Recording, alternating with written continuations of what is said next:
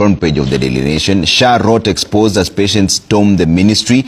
Tempers flare at the Ministry of Health as frustrated patients, including families with children, storm the boardroom meeting to express their dissatisfaction with the Social Health Authority. In order of attendance, Willis, I'll start with you.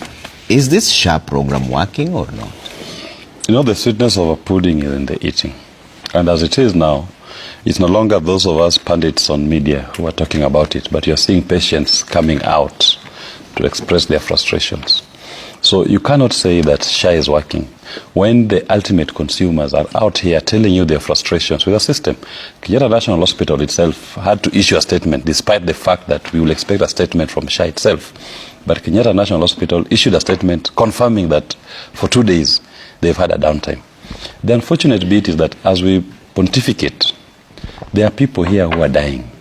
There are patients who deserve care, patients who need critical attention, that are not able to get these services just because of an administrative failure by Kenya Kwanza through the Shif system.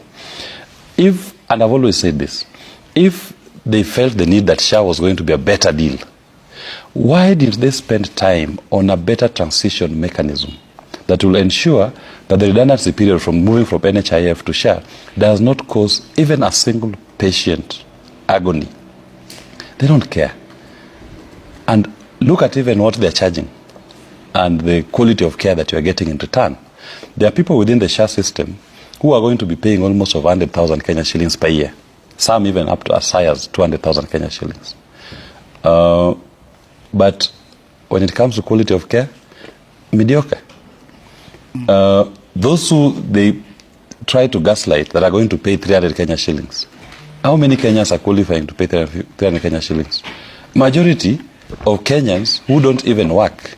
My own grandmother, who is almost 90 years old, is paying 750. Why? I don't know how they've done the assessment of her house and status. Now she's paying 750 Kenya shillings. When before, she qualified almost at a song when she was under NHIF. Okay. So, in my view, Shah has not worked. Yeah. And those who are attending to patients are able to tell this story. But let's also say this. We've seen instances when people go out to say, I intervened, and Shah was able to pay. Not everybody can access Dennis Itumbi, for crying out loud, to say that if you have a problem, you have Dennis Itumbi will intervene and you'll be paid.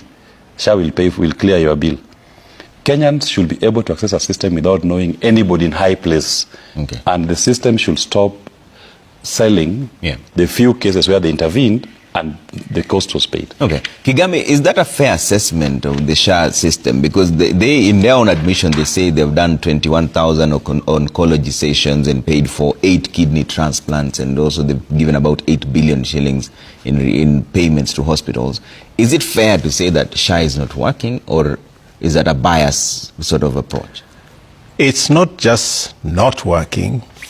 Shah will never work, because it's a cone system. It was not lack of a system. NHIF was working. If it had problems, we needed to fix NHIF. Every time you see someone introduce something new where there has been a pre-existing system, that is outright conmanship. It's the same with the 844 system transition to CBC. It's a conmanship. Every time you see a system that, has operated and somebody comes up and dismantles instead of making it better, you are dealing with con artists. And Ruto and his henchmen are nothing but con artists. When you hear people shout at a midnight hour in a bar that Ruto must go, people never used to do that. When you see young children, when you see patients storm, a health, office like they did, they're telling you something. The problem is, if you don't listen, then the issue, progresses from being a health issue.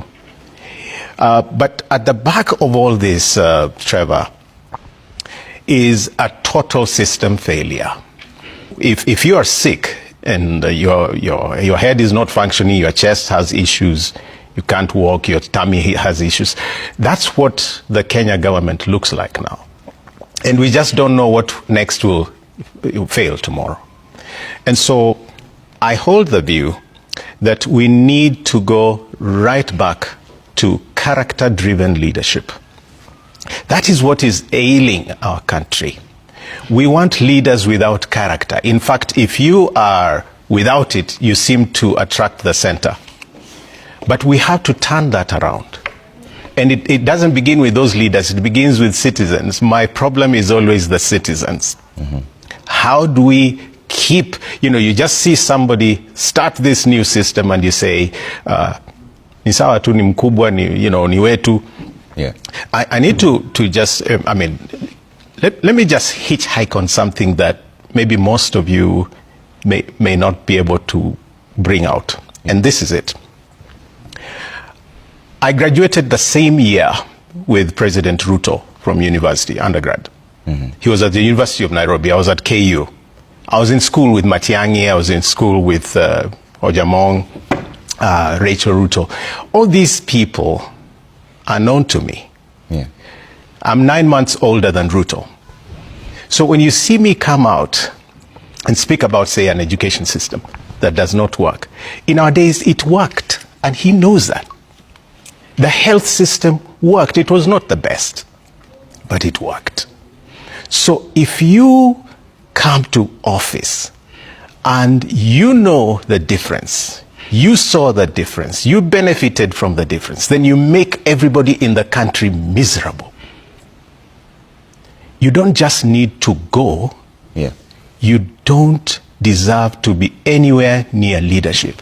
And Ruto, Oscar Sudi, the Farah Malims, and all these people think that the Almighty owes them something. I have news for them. Even young children now know better. And if you kill these people who are, cancer patients, you kill people that have kidney issues, you kill people that can't find services, yeah, their blood is on you. Okay. And I need to be as strong as that. Okay. That we can't let that go on. We shouldn't let it go on. All right.